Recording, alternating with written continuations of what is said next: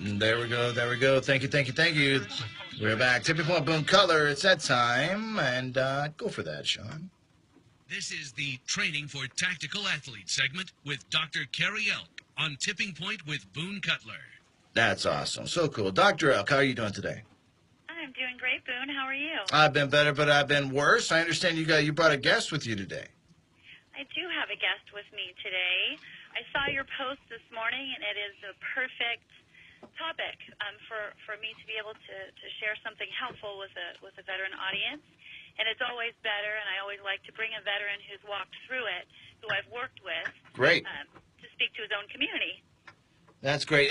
Okay, well, make your introduction, and then I'll kind of give the setup because I know what you're talking about. Last night, or let me do it right now. Last night or early this morning, I was talking about because we had some guys in a group that I guess I somewhat facilitate, but they were having an issue, and I said, you know what, these are kind of the rules for an activated warfighter, and it's things like just off the top of my there's a few things on there. I guess we could pull it up on the group if we can read it later, but it's basically you're unauthorized to touch a firearm until it passes, exert some energy, I had a whole bunch of stuff. No drinking, unless it's like you and a buddy going out to the wood line, you just want to tear stuff up. This is a big one that nobody thinks about. Don't anchor yourself to the moment. And what that means is, that moment's going to pass. So don't do anything that's going to carry it over. Don't do anything like, smack a cop or spend all your rent money on hookers. That's going to create other problems for your life. So you want to, get some containment on it. And that's the way I see it. But you got a great technique. You got a great program. You brought somebody on to talk about it. Why don't you make the introduction? Okay. Well, what I want to do is something you just said, if you don't mind, before I do that. I'll Sure. let him introduce himself. You know how I am about disclosing information. I let veterans tell what they want and keep what they want to themselves. But when you say it passes, wait until it passes. We can do better than that for you guys. Instead of you waiting for it to tell you, for it to determine when it's over, what I do at the Institute is I train veterans, tactical athletes, as I'd rather call them because that's what you are, how to be in control of their own equipment so that they don't have to wait till it passes. They can determine when they become deactivated. I teach veterans how to deactivate themselves so that they can determine when it's over. And anchoring yourself to the moment, the veteran I brought on with me knows about anchoring himself to the moment because he wasn't able to deactivate. And he did anchor himself to a moment, and that's how he got to me. But now he successfully has learned how to deactivate. So is he on the line? Yeah. Yeah, Doc. Okay, why don't you go ahead and say what you want to say as far as introduction, but I'm really interested to understand how did you anchor yourself to the moment, and what are you doing now to avoid that? Hey, Mr. Cutler, I'm honored to be on your show. I appreciate what you and especially Dr. Elk do for vets, man. Happy to have you, brother. Happy to be here, and just happy to be a part of it, man. So let's get to it. Let's make sure people don't go away dissatisfied. So tell us what you did to anchor yourself to the moment. It's probably not going to be the best thing in the world, but let's be honest about it. And what are you doing nowadays to overcome that situation? Yes, sir. I wanted to, if you don't mind, I'll give a little bit of background first. And Sure. I'll tell you that I'm a fourth-generation combat veteran. That goes back to World War I.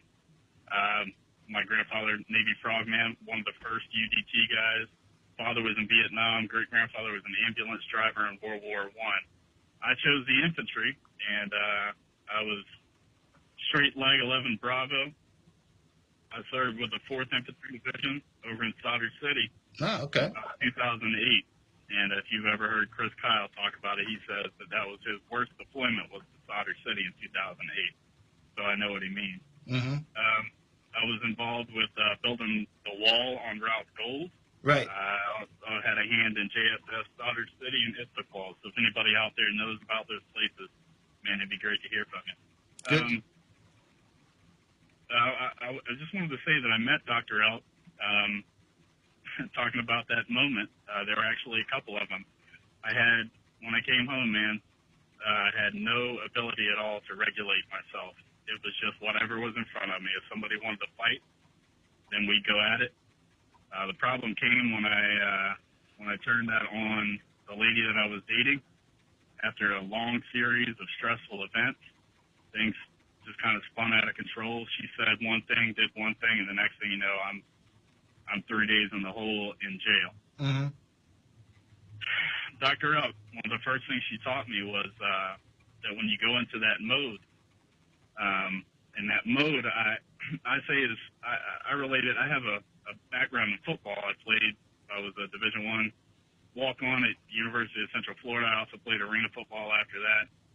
I equate this mode that she talks about to being a cross between the athletic position that we're taught. You break down and get ready to move in any direction. And also, if you've ever braced from, an immediate impact, you have that tightening up. You're ready to go whichever way you need to go. And she calls it the clinch. It's when your abdominal muscles tighten. The pucker factor is another Right. another name for it. So what she taught me is that's our on and off switch. And that is the first thing that we do when we face something like this. And if I had known any more about that, I would have.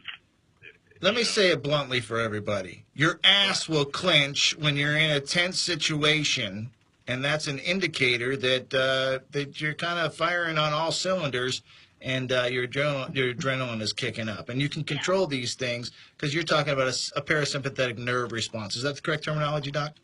Yeah, so what's happening is, I know we don't have much time, so I just want to make sure I get the meaningful thing out. Not that this isn't all meaningful, that didn't come out right. You know what I mean? No, that's cool. But we do have 3 minutes. I'll let you know. Yeah, I want you to walk away. I want people who are listening to walk away with something they can actually use. I want my time to be helpful, and an actual application thing. So this activation that you talk about, you become activated and deactivated. You're activating your sympathetic nervous system. You're going into fight or flight. So when you're activated, and then you want to deactivate. And you can do that more quickly. You can do all of those kinds of things, like exhausting yourself and all, but you can go directly to it because the on-off switch for activation is inside of your body, and nobody else can stick their hand inside of your body and flick that switch. So you can learn how to control activated, deactivated. And where that is like what you're kind of talking about are the pelvic floor muscles. And when I teach this to people, I say pretty much all the muscle groups between your belly button and your knees, your legs, your lower abdominals, the gluteus muscles, the sphincter muscles, all that. And the first time I presented to military, somebody schooled me and told me, we call that the pucker factor. I said, okay, fine. Thanks for the shorthand, pucker factor. So threaten your environment, whether it's a spouse, somebody rude at the VA, somebody cutting you off in traffic. You're going to clench, and as soon as you clench, it sends a message to your brain, go into survival mode. You get activated, you go into fight or flight, where the only choice is to extinguish that threat or get away from it. And you don't have any access to logical problem solving or thinking as long as you're clenching and setting that off. So to deactivate, check in with that pucker factor, relax that part of your body for 30 consecutive seconds. After 30 seconds of relaxation down there, that alarm system goes off, and your higher order brain will come back on. You'll become deactivated. Your fight or flight will become deactivated. You can think about, how do I want to handle this unpleasant situation? How do I want to handle this? And you can handle it in a way that you believe in. You can maintain your own integrity, and you won't go caveman. And that happens to us because we're human beings. Right. It's a natural response. And we only got about 30 seconds, so let's, I'm going to give you the floor. Okay. So I guess I could just tell you, if you need more information about what we said, I'll try to make a video with a little bit more of an explanation along with the veteran who's calling with me. But if you go to elkinstitute.org, that's my website, or on Facebook, it's Dr. Carrie Elk, Elk Institute for Psychological Health and Performance. We never charge veterans or service members for help that they get from us.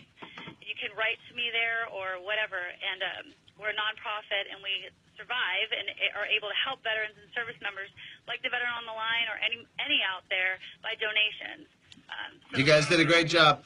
Really, I want to say that Dr. Elk saved my life. Her approach and her services absolutely saved my life. Thank you. And that was Dr. Elk. Go check that out. The Elk Institute there in Florida. She'll happily get back to you. Tipping Point. I know. You did a good job. I hate to cut it off like that.